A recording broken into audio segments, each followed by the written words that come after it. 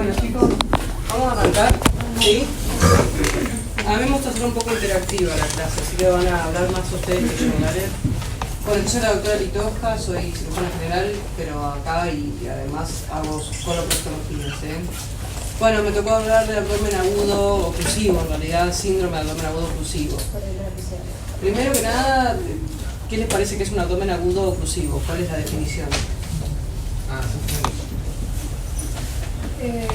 Yo lo definiría como un dolor menor de 24 horas, de aumento intenso y rápido, y la parte oclusiva puede estar asociado justo a eso.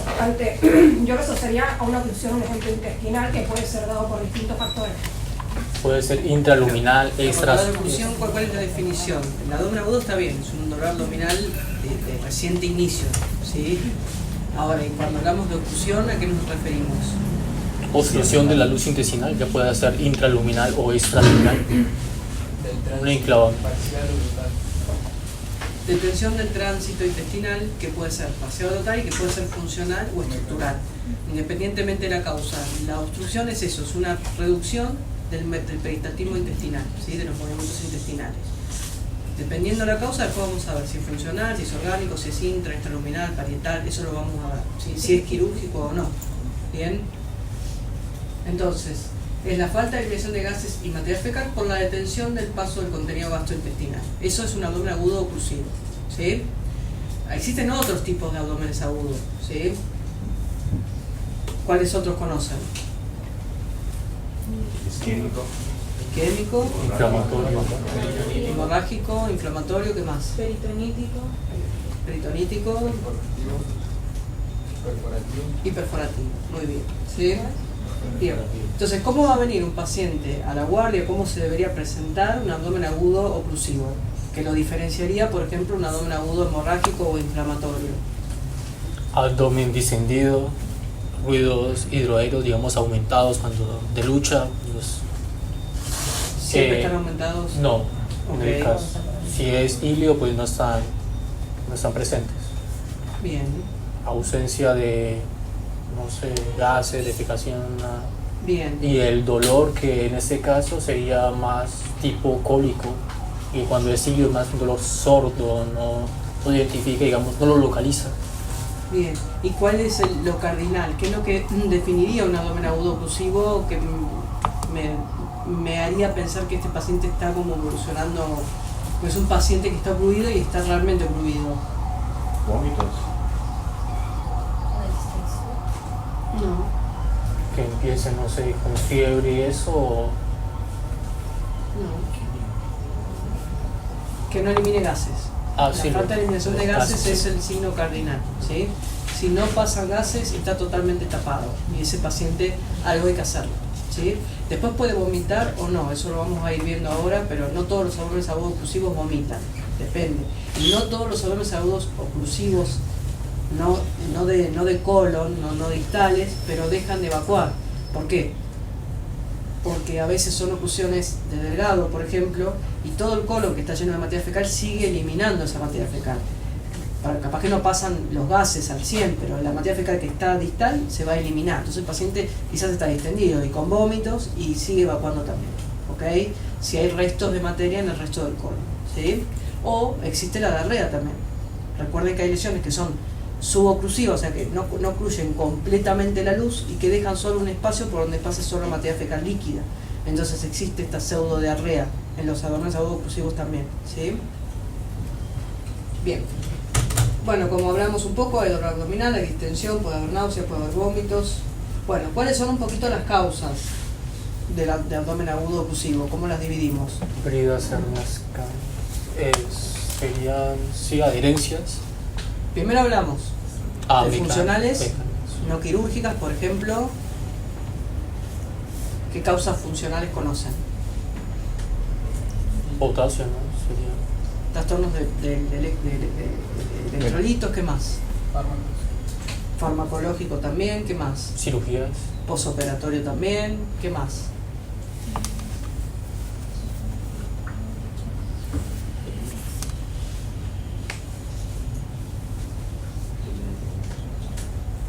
Ogilvy es otra causa. Recuerden Ogilvy, que es la dilatación del colon derecho con un espasmo del colon izquierdo en el contexto de también posoperatorio, opiáceos y demás, hacen estas pseudoparálisis, ¿sí? Y recuerden los estados de trastornos metabólicos, la uremia y la diabetes descompensada son otras causas también de hipoperistaltismo intestinal, ¿sí? Porque alteran la parte neuropática y entonces el intestino se mueve menos. Y estos pacientes no son quirúrgicos, son pacientes que hay que compensar en medio interno, ¿sí?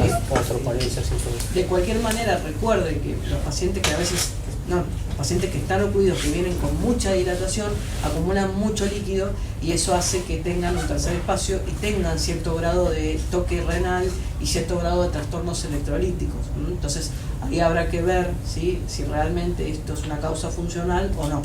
¿Sí? Realmente cuando vienen con 15 de creatinina es una falla renal y es un urémico. No te va a dar un 15 de creatinina, no te va a dar 400 de uremia, pero te va a tocar el riñón, ¿sí? Lo va a alterar un poco. Bien. Dentro de las causas no funcionales, ahí sí, ¿qué tenemos? ¿Qué causas tenemos? ¿Qué grandes grupos de causas tenemos? Bridas. Pero los dividimos en grupos. Puede estar adentro de la pared, puede ser de la pared o puede ser de afuera de la pared, ¿sí? Dentro de las causas extraluminales más frecuentes, ¿cuáles son? ¿Qué les parece? Las causas que están afuera de la pared del intestino.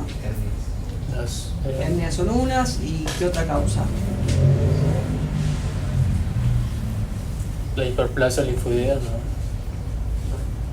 Vos lo dijiste. Las bridas. Las bridas. Dentro de lo extraluminal, las bridas son la causa más frecuente, más que nada en el contexto de un paciente que ya ha tenido múltiples cirugías. Es un paciente que ya ha tenido, no, mira, y tengo antecedente de una mediana, y tengo esto, y tengo lo otro. Bueno, ya vamos sabiendo que es el abdomen agudo que puede llegar a tener, si es un paciente joven, más que nada, puede ser por bridas, ¿sí? Y las hernias inguinales, crurales, las hernias internas son otras causas, ¿sí? Dentro de lo intraluminal, ¿qué les parece? ¿Un tumor? Ahí lo tienes. Bueno, el tumor, el cáncer de colon, el cáncer de recto, ¿sí?, son las causas más comunes. ¿Cuál es el tumor que más frecuentemente da oclusión intestinal? El adenocarcinoma de colon. Colon. ¿Cuál? Izquierdo, ¿no? De colon izquierdo, ¿sí?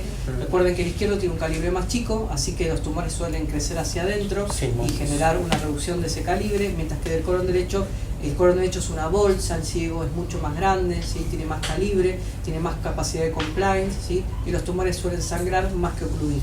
Pueden generar algunos síntomas cuando son muy grandes, oclusivos, pero no es lo más común, ¿sí? Bien. ¿Qué otras causas conocen? Intraluminales. Un cuerpo extraño. Un fecaloma puede ser, un cuerpo extraño. El hilio biliar es otra causa, ¿sí? Recuerden el pasaje de un lito a través de una fístula con la vía biliar o con la vesícula, ¿m? Y eso suele impactarse ¿en dónde? En los sitios más chiquitos, por ejemplo. Sigmoide. No llegan, La válvula ileocecal, ¿no? sí, antes de la válvula o en la válvula, ¿sí? Pero no llegan a pasar la válvula. Como son muy grandes, si son piedras muy grandes no la pasan, ¿sí? Ya en el colon es raro que haya un hilio biliar porque es más grande y tienes una macro piedra, no, es imposible. El colon no se ocluye por eso, ¿sí? Bien. Las parasitosis también pueden ser a veces endoluminales, pueden generar un cuadro oclusivo, ¿sí? Las que son muy floridas. Bien. Bien.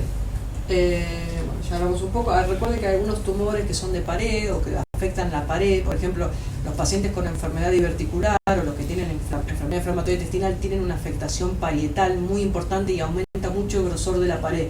Eso puede generar un cuadro oclusivo cuando generan esas estenosis, principalmente el Crohn, ¿no?, que genera esas estructuras, ¿sí?, por fibrosis. Y no hay nada ni endoluminal ni extraparietal, sino que es de la pared específicamente del intestino, ¿ok?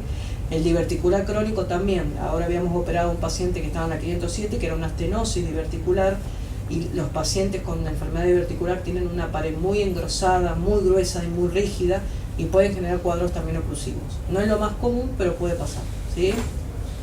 ¿Me siguen hasta ahí? Sí. Bien. Bueno, acá es un poco para que sepan, ¿sí? Hay una oclusión, distalmente puede haber acá materia fecal o puede haber líquido que podemos seguir evacuando, eliminando, y proximalmente, ¿qué pasa? Se dilata.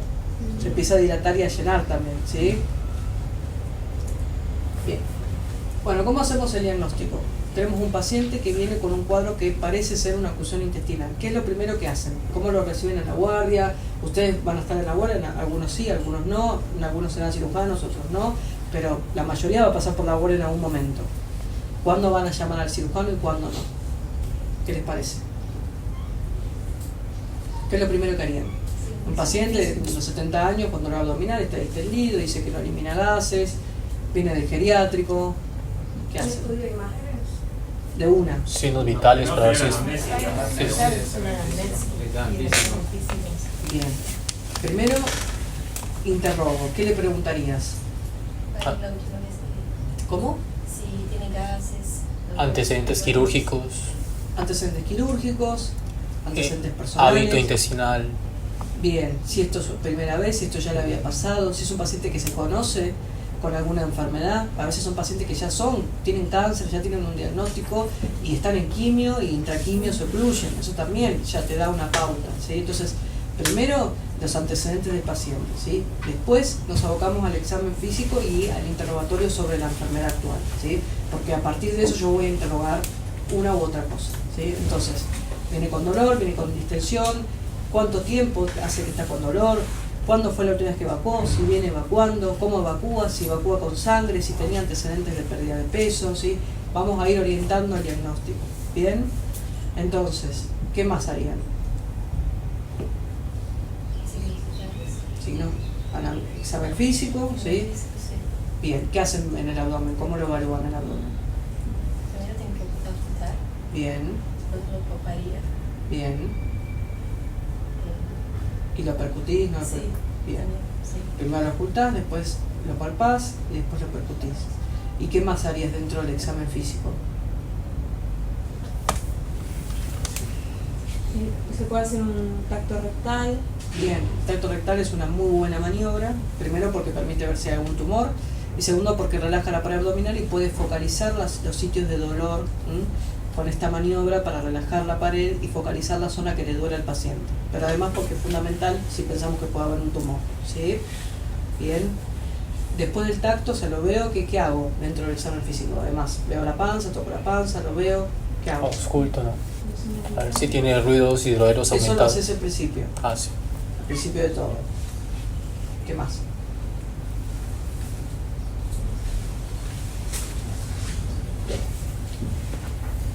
En la inspección también se puede ver si tiene alguna marca, alguna cirugía.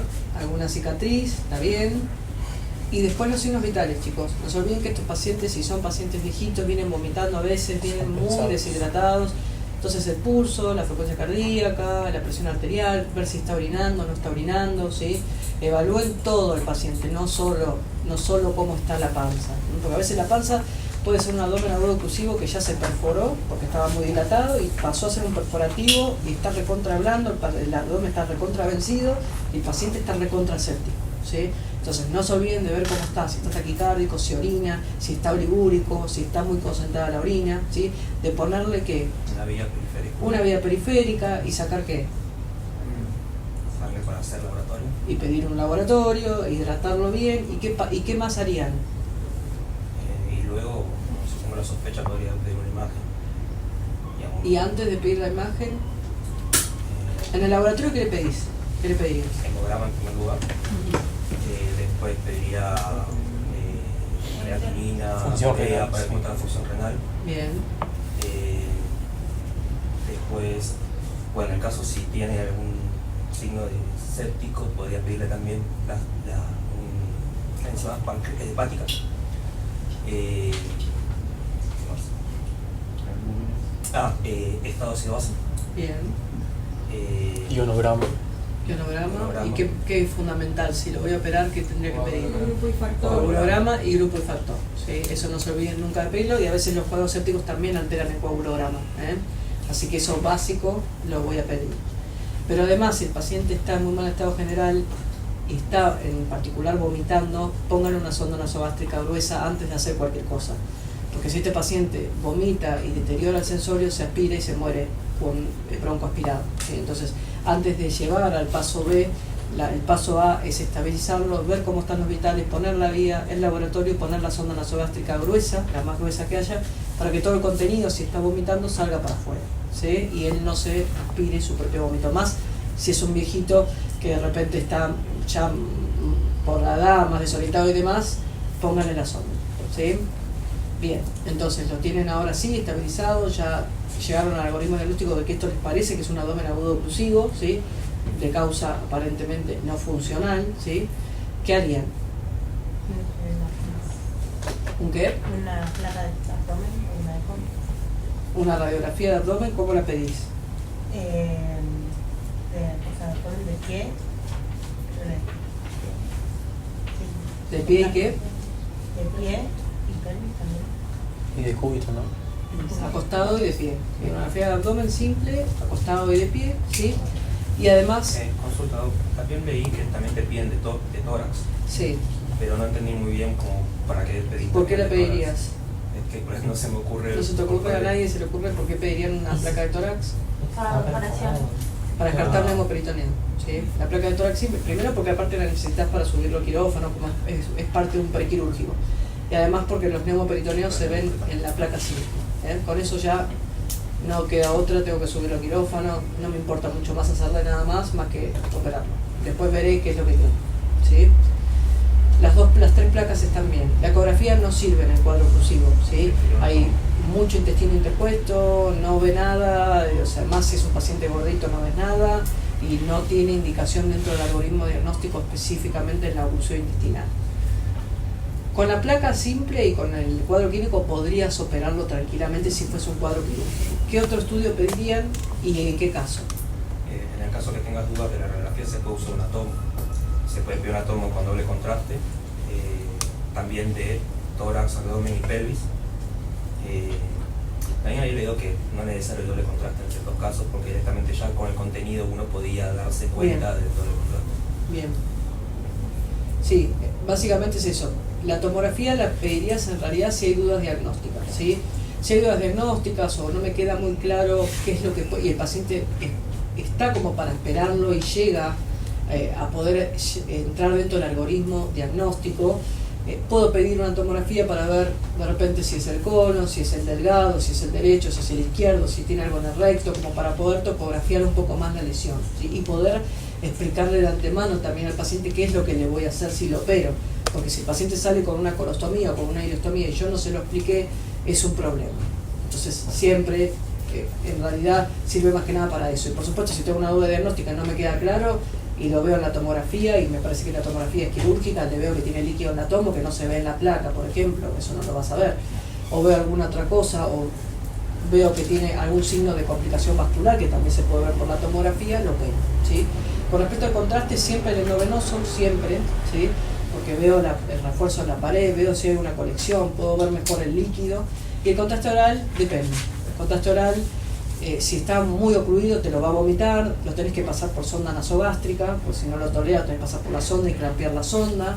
Y a veces los anestesiólogos te quitan el ayuno con el mismo contraste también. Entonces es un tema. Pasarle el contraste, tenés que esperar que llegue, tenés que esperar 2-3 horas para que baje el contraste, más si está níleo, es un tema, ¿sí? Bien, ¿qué otro estudio pedirían? Y con su contraste vi que tiene como muchas reacciones adversas. ¿En el endovenoso? Sí. Sí, lo premedicás con corticoides y con Benadryl. Ah, perfecto. Siempre premedicado, siempre, 15 minutos antes de pasar una dosis para que no haga un shock anafiláctico. Sí. ¿Pedirían algún otro estudio?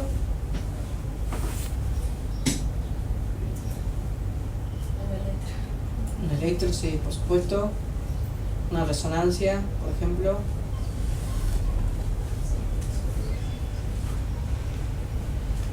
Una resonancia para ver, digamos, parte blanda, si está comprometiendo, está apretando desde afuera el colon, digamos. ¿Pedirían una resonancia?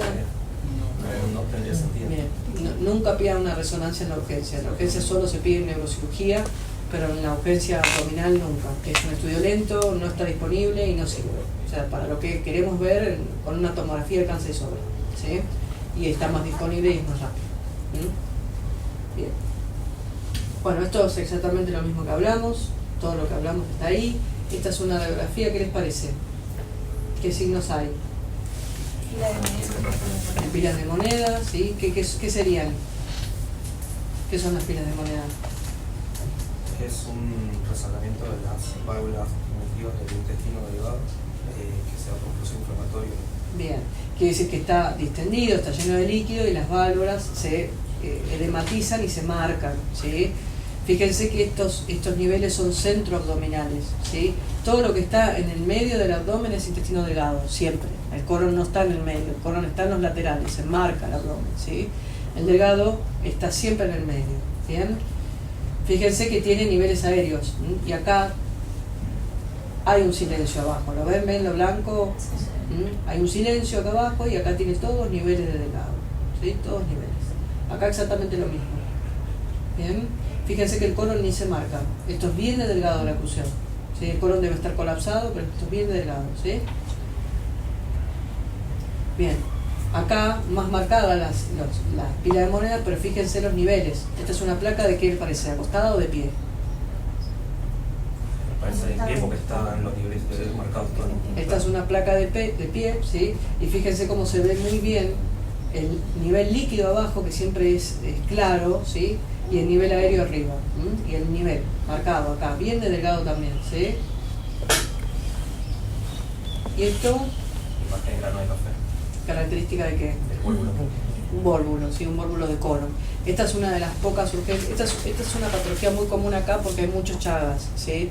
Y el Chagas de Sudamérica afecta mucho el tubo digestivo, ¿sí? También el tracto cardiológico, la parte cardíaca. Y es muy común. Los pacientes que tienen vólvulos, ojo, no los manden directo a cirugía porque hay una opción que es devolvularlos por vía endoscópica, ¿eh? Se coloca el endoscopio, se pasa a la zona del vólvulo y se aspira todo el aire para que eso se devolvule. Recuerden que el vólvulo es un giro, ¿sí? Hay distintas formas del vólvulo y del giro que pueden o no comprometer la vascularización de ese meso. Si está todo girado, está totalmente acogotado el meso, ¿se entiende? Y va a sufrir isquemia. Pero si no llega a ser un giro completo, se puede devolvular, se lo deja con una sonda un día, 24 horas en forma intermitente y después se programa la cirugía que hay que hacer para la enfermedad chagásica, que es una cirugía específica, ¿sí? Si no se devolvula o vuelve a volvularse muy rápidamente, habría que plantear una cirugía de urgencia, ¿sí?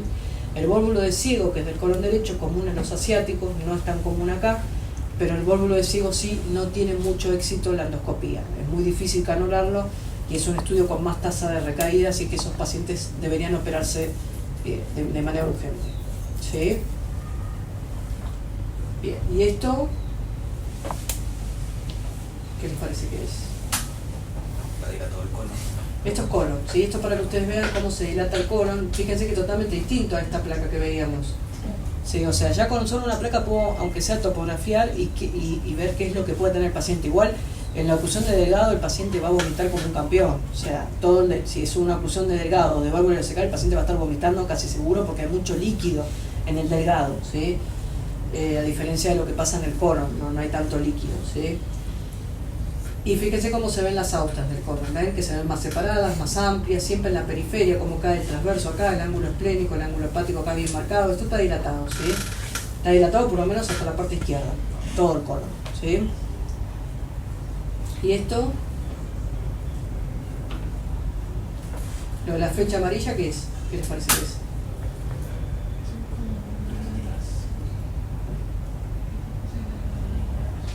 Esto es colon, ¿sí? Fíjense, las austras, siempre en la periferia, el colon con el ángulo esplénico acá, y esto es delgado. Niveles hidroaéreos de delgado, y esto es colon, dilatado. Y esto, un hemoperitoneo con una placa de tórax de pie. Bueno, tienen el diagnóstico, ya saben que estos pacientes son pacientes que hay que llamar al cirujano. El cirujano no tiene por qué ver todos los abdómenes agudos que les parezca al clínico oclusivo, porque a veces no son, o sea, sí, los puede ver, pero en realidad no son todos los abdómenes agudos oclusivos quirúrgicos, ¿sí? Siempre viendo las causas, lo que le parece al médico que puede llegar a causar este cuadro, ¿sí? Obviamente, si es un posoperatorio, está postrado, está con una fractura de cadera y demás, lo más común es que sea o un ogilvie o una parálisis posoperatoria y que no sea un paciente quirúrgico, ¿sí? O distinto si fuese otra de las causas que estuvimos hablando, ¿sí? se le propone una cirugía. Las cirugías de urgencia son cirugías de urgencia, no vamos a plantear hacer una cirugía heroica de sacar y volver a unir, en pocos casos, casi siempre es sacar la zona que está enferma, llevarla para afuera, hacer una ileostomía o una colostomía, eso ya lo define el cirujano que va a actuar, ¿sí? Este es un megacolon volvulado, fíjense el tamaño, este es con isquemia, fíjense las placas de necrosis acá. Esta es una brida con delgado. Fíjense la estructura acá, ¿ven? Que está como finito. Acá y acá está más dilatado. Este es todo el color del delgado. Y listo.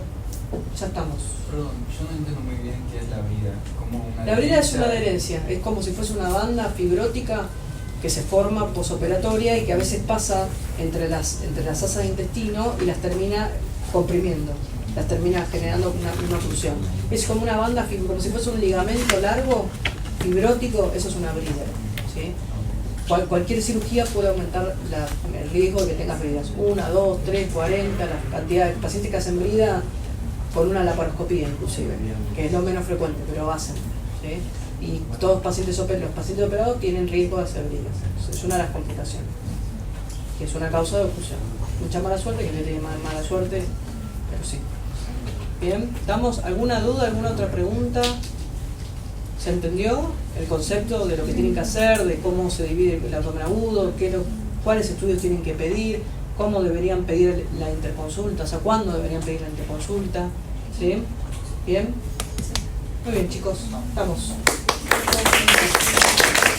Les dejo la clase, si la profesora la tiene. Acá.